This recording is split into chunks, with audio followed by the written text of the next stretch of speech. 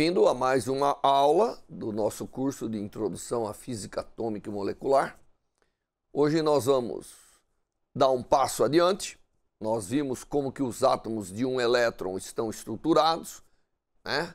Em todas as suas possíveis todos os seus possíveis níveis de interação, desde o átomo com a interação de Coulomb indo para a interação fina, hiperfina, correções relativísticas, né, nesse meio tempo.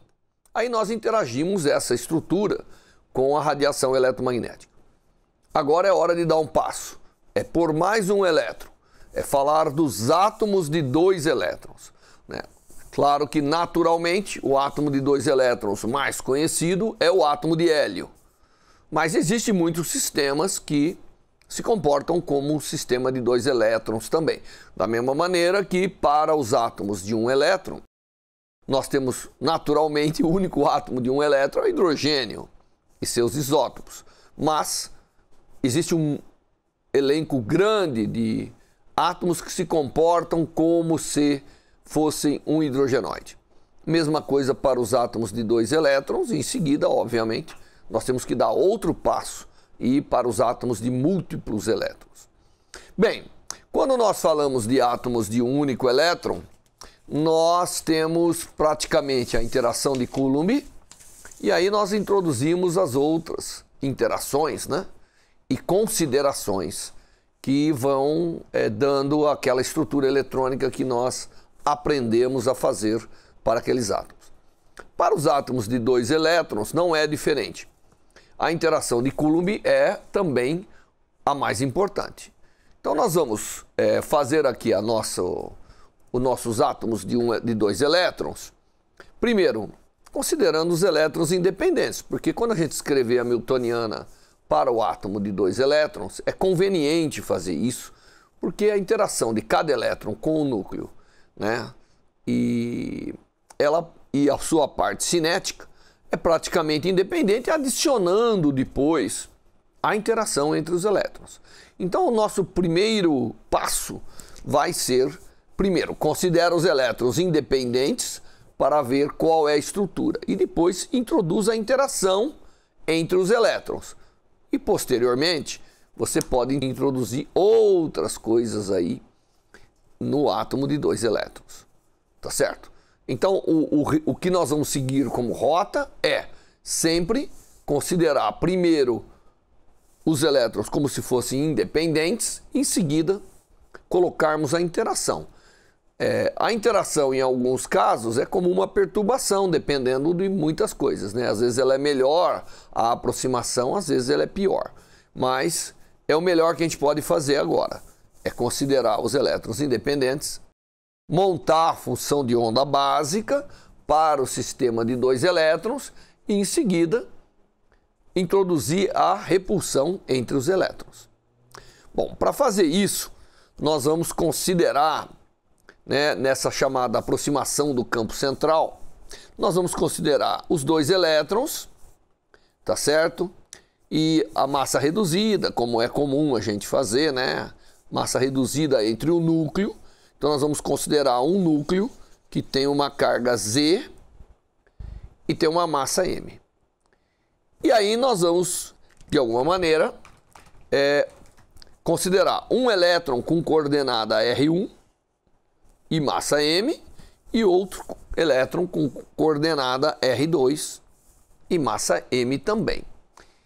E a massa reduzida entre cada elétron com o núcleo, obviamente, nós já vimos isso quando olhamos o átomo de um elétron, é o produto das massas dividido pela soma das massas.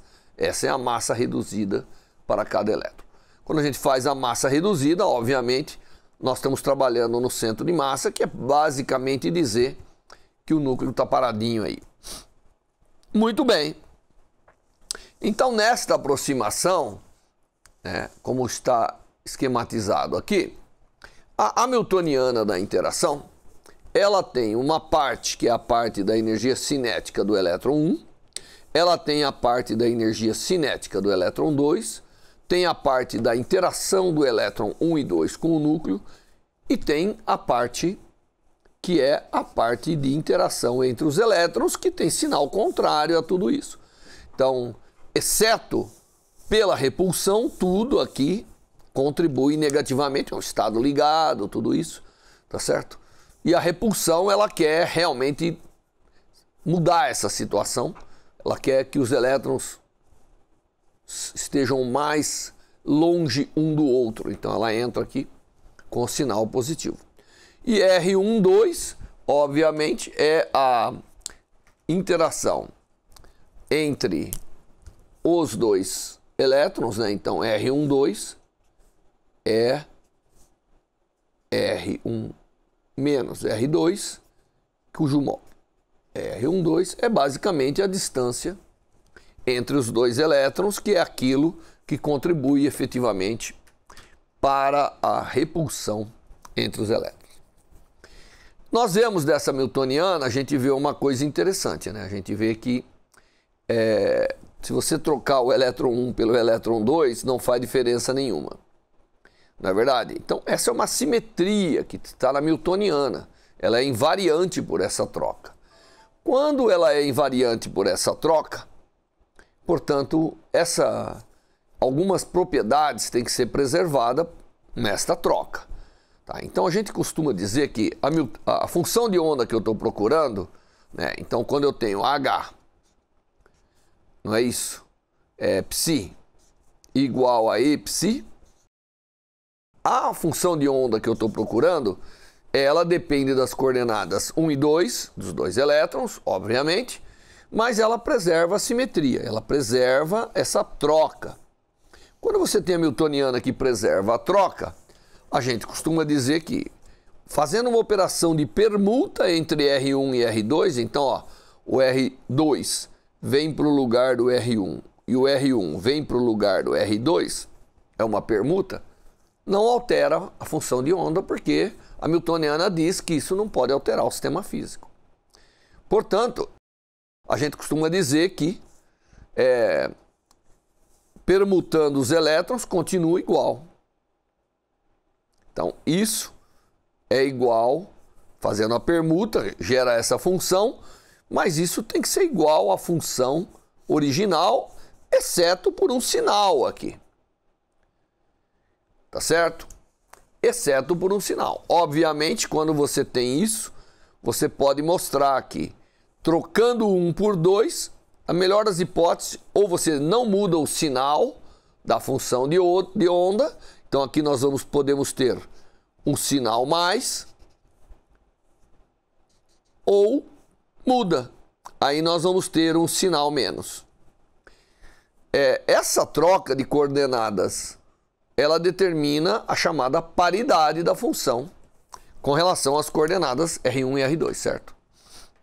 Então, quando a função que depende de duas coordenadas e eu altero a coordenada e ela não muda o sinal, nós dizemos que é simétrica. E quando ela altera, ela é antissimétrica.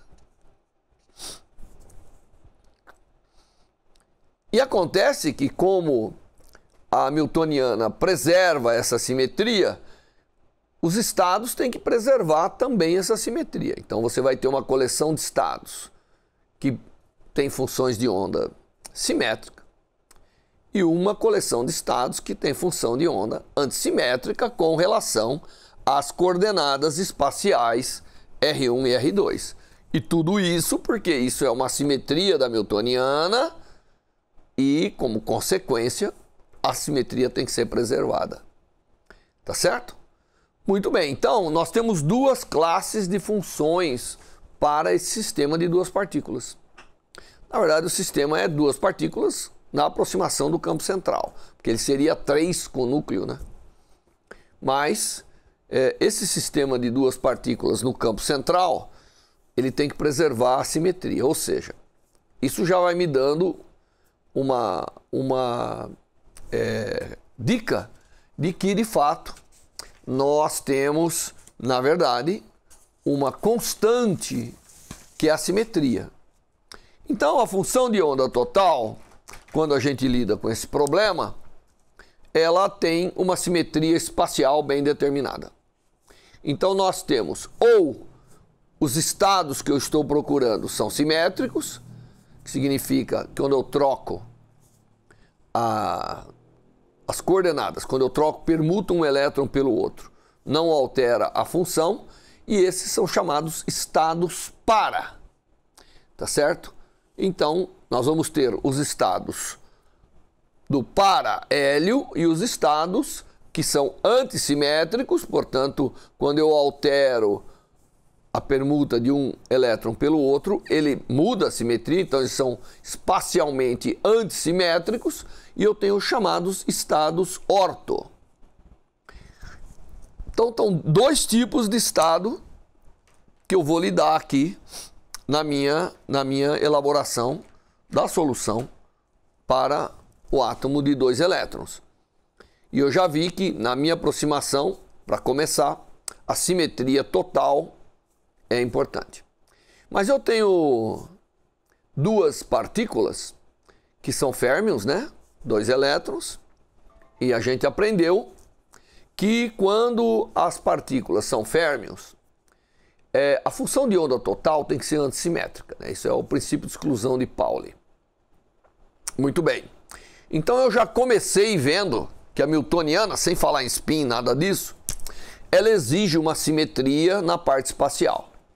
E eu sei que agora eu vou ter as duas partículas com spin, portanto, no caso dos 2 elétrons, eles têm spin, e esses spins, devido ao princípio de exclusão de Pauli, ele vai exigir que a função de onda total, que é o produto da função de onda da parte espacial pela parte de spin, aqui nós temos um spinor das duas partículas, que é o Ki, 2, ele exige que essa função total seja antissimétrica. Então, o Psi, que é a parte espacial, que é função daquela newtoniana que nós mostramos para você, ela vem aqui. Ela tem uma simetria. Ou ela é simétrica ou antissimétrica. E agora eu tenho o spin dos elétrons. Eu não posso negligenciar o spin dos elétrons. Portanto, eu tenho uma função de onda de spin que envolve o spin 1 e o spin 2. E quando eu compor a parte espacial com a parte de spin, como está aqui, eu sei que essa função, que é o psi maiúsculo, que é a função de onda total, com a parte espacial e a parte de spin, ela tem que, de alguma maneira, ser antissimétrica. Então, a função total tem que ser antissimétrica. Portanto, como eu estou fazendo o produto de duas funções que dependem de duas coordenadas, quando essa é simétrica, essa tem que ser antissimétrica, pela troca de 1 por 2. Quando essa é antissimétrica, essa tem que ser simétrica e vice-versa. Tá certo? Então, o estado de spin é praticamente determinado, a simetria dele vai ser praticamente determinada dependendo se eu estou para o estado para ou para o estado orto do átomo de 2 elétrons. Que aqui é o átomo de hélio, é o tradicional para a gente, mas como eu disse, existem muitos sistemas físicos que vão ser interessantes. Muito bem, a parte espacial é a função da newtoniana. E a parte de spin é a composição de duas partículas de spin meio. Então agora vamos relembrar aí, quando eu tenho duas partículas de spin meio, como é a composição dessas partículas. Como eu tenho dois momento angular meio, eu posso ter para esse sistema de 2 elétrons ou spin total 1 ou spin total 0. O estado de spin total 1 é o que nós normalmente chamamos de tripleto. O tripleto ou o singleto, que é o estado de spin total 0, né? Esse aqui é o singleto.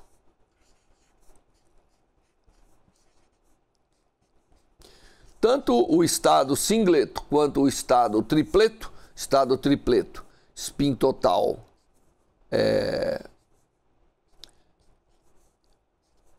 1 e o estado singleto, spin total 0. Eles são compostos das funções de spin de cada elétron.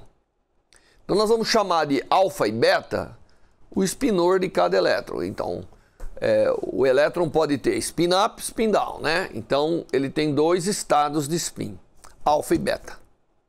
E a partícula 1 pode estar no estado up e a beta down e vice-versa, ou os dois up ou os dois down, não tem problema. Então alfa e beta para a gente serão os dois possíveis estados de elétron do spin. Serão os dois possíveis estados de cada elétron. E o tripleto, que é o estado de spin 1, como nós havíamos dito, o spin total é 1, ele tem 3 componentes do ms, 1, menos 1 e 0. Tá certo? Isso é o que vem do nosso conhecimento aí todo, composição dos spins, do momento angular e assim por diante. Então eu tenho 3 estados aqui para esse spinor das duas partículas, né, olhando só o spin. Hamiltoniano eu sei, não depende de spin, mas as partículas têm spin e eu não posso jogar isso fora. O estado tripleto, ele tem 3 componentes. O primeiro número que aparece aqui é o spin total, que é sempre 1, e o segundo que aparece é a componente. A componente pode ser 1, menos 1 e 0. Quando eu tenho o estado de spin 1, 1, é porque os dois estão com o estado do elétron up. Então é alfa para a partícula 1 e alfa para a partícula 2. Quando os dois estão down, que é menos 1, então não tem conversa. Os dois estão beta. A partícula 1 está no estado down e a partícula 2 está no... Porque não os MS. Lembre-se, a partícula de spin só pode ter 2 projeções. Então não tem conversa. Para produzir o estado 1 menos 1, eu tenho que ter beta beta. Para produzir 1 1, eu tenho que ter alfa alfa. E para produzir 1 0, eu tenho que ter alfa e beta. Ou seja, a partícula 1 pode estar no alfa e a 2 beta, porque aí os MS vão somar, vai dar 0. Ou o inverso, a partícula 2 está em alfa e a 1 está em beta. Esses dois estados, essas duas composições dão MS0, né? Para quem já tem um pouquinho de prática aí de fazer a soma e a montagem desses estados. E acontece que o estado S igual a 1, ele é o tripleto, ele é simétrico. Portanto, o sinal aqui dessa soma é mais. Então, o estado tripleto, ele tem todas as suas funções simétricas. Aqui tanto faz você inverter um pelo outro, não muda nada. Continua tudo igual. E o sinal e a raiz. 1 sobre raiz de 2 é para a normalização dessa composição, porque ela vezes ela mesmo tem que dar 1. Muito bem, então esse é o estado tripleto para a composição dos dois elétrons. Então os dois elétrons estão no estado tripleto. Agora, S igual a 1 é uma possibilidade desses estados. A outra possibilidade é S0. Então vamos pegar o S0, que é o singleto. Aqui está o estado singleto. Bom, o estado singleto, obviamente, o S é 0, o MS só pode ser 0. Então, o MS sendo 0, eu tenho que ter um elétron com alfa, outro com beta, e vice-versa, um com beta ou outro com alfa. Ou está, o elétron é alfa aqui e beta aqui, e vice-versa. Mas o estado singleto, ele é antissimétrico. Portanto, é a mesma composição, porque não existe outra composição de alfa e beta, um para cada partícula, que dê MS igual a 0 total. Tem que ser assim. Só que o sinal aqui é negativo, porque esse é um estado antissimétrico. E se eu trocar a partícula 1 pela 2 aqui, muda o sinal do estado. Certo? Então eu tenho, na verdade, o estado de spin para a partícula, para os dois elétrons, que é o singleto, o tripleto, que é o simétrico e o antissimétrico. Muito bem, mas a função de onda total, ela também, ou ela é simétrica ou ela é antissimétrica. Portanto, a função de onda total do sistema, ela, se a parte espacial é simétrica, que eu botei como mais aqui, a parte de spin tem que ser antissimétrica. E isso, como nós dissemos, como a parte simétrica está na parte espacial, ele é o estado para. Quando a parte espacial ela é antissimétrica, que eu coloquei com menos aqui, então está aqui menos, então o spin só pode estar na parte do tripleto, e esse é o estado orto. Bom, o que isso muda nas contas? Muda muito. Imagine que eu tenho uma função de onda espacial, que ela é um retrato da distribuição de cargas, e ela tem que ser simétrica ou antissimétrica com relação à troca das partículas. Isso dá uma distribuição espacial que é diferente, se ela for simétrica ou antissimétrica. Se a distribuição espacial é diferente, a hora que eu fizer aquela integral para ver a repulsão entre os elétrons vai dar diferente. Portanto, o efeito que a repulsão vai ter no estado para ou no estado orto vai ser muito importante. E você vê, né? O spin dos elétrons vão ser determinístico aqui. Porque o que vai definir em que estado espacial os dois elétrons possam estar é o estado de spin. Embora a newtoniana não dependa de spin. Essa é uma coisa extremamente interessante que está aí no fundamento da mecânica quântica. Essa exigência que mesmo não estando, o spin está presente e ele tem que obedecer às regras da mecânica quântica. Então, veja, dependendo do estado de spin, a newtoniana não depende do spin, mas dependendo do estado de spin, variando a distribuição de carga, vai variar a repulsão entre os elétrons e, portanto, a energia dos estados são estados que têm a parte espacial simétrica. Tá certo? Então, você já não, mesmo sem fazer as contas, quando uma coisa é simétrica, ela provavelmente está mais overlapada.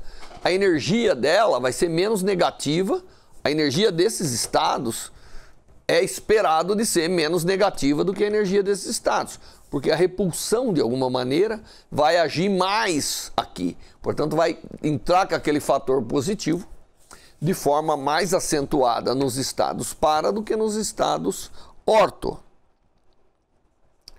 Tá certo? Por quê? Porque a parte espacial aqui, ela vai ser simétrica. E sendo simétrica, então, isso vai ser, a energia vai subir, vai ser menos negativa a energia desses elétrons, né? Isso que a gente quer dizer. Muito bem. Então, vamos fazer as contas. Simplesmente, se a gente fizesse as contas antecipadas aqui, não, vamos fazer com cuidado agora, né? Mas se a gente fizesse, nós viríamos que quando olha o hélio, você vê dois conjuntos de níveis atômicos, bem determinado, tá certo? Se você fizesse um espectro do átomo de hélio, você veria dois conjuntos de níveis, um que tem uma sequência e o outro que tem outra sequência, exatamente devido a essa necessidade da função de onda obedecer à simetria. Muito bem, vamos olhar então esses estados. Vamos supor que nós vamos lá e fazemos uma espectroscopia.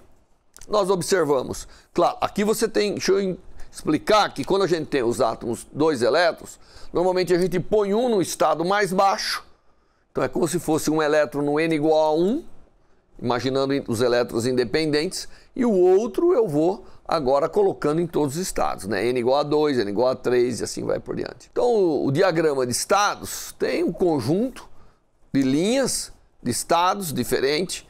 A gente vê uma sequência aqui de estados S para uma sequência de estados P, uma sequência de estados D, e aí a gente vê uma sequência de estados S, uma sequência de estados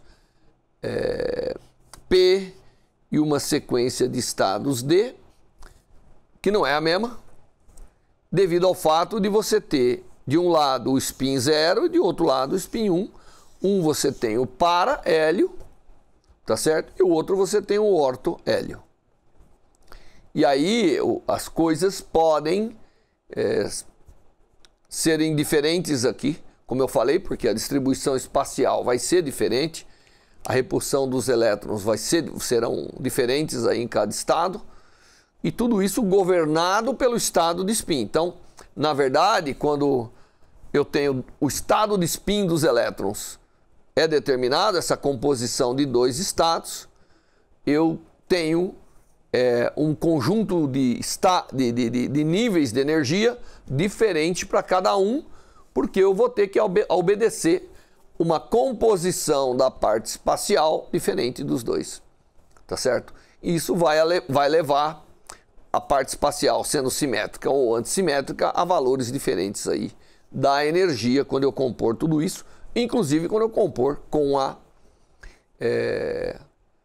repulsão entre os elétrons. Bem, então você vê, o sistema de dois elétrons, ele já começa produzindo esse sistema, a tal ponto que quando o pessoal descobriu o hélio, eles achavam que tinha dois tipos de hélio. Como eles viram, eles achavam que eram dois átomos diferentes, né? O orto e o para eram diferentes, né? E agora estou explicando que a diferença que você tem, ela é simplesmente a diferença de você ter o estado de spin total dos dois elétrons diferente. Muito bem. Falado isso, nós temos que agora fazer as contas, tá certo? E isso eu vou fazer na próxima aula. Então agora nós vamos pegar esse conceito de simetria da função espacial e da função de spin e vamos trabalhar em cima para obter quais são as funções e como a gente calcula de fato essas energias aqui para os dois elétrons, tá bom? Então até a próxima aula.